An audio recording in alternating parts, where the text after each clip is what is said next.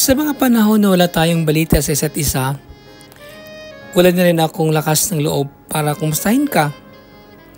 Pero sa katahimikan ng gabi, hindi ko maiwasang maisip ka sa totoo lang na sana kahit hindi na ako bahagi ng mundo mo, matagpuan mo sana ang kaligayahan na hanap mo.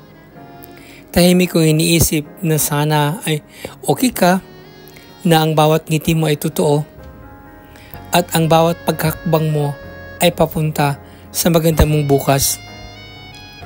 Hindi man kita masamahan sa paglakbay mo, naniniwala kong kaya mong abutin lahat ang pangarap mo. Mahal pa rin kita sa paraan na hindi mo na maririnig.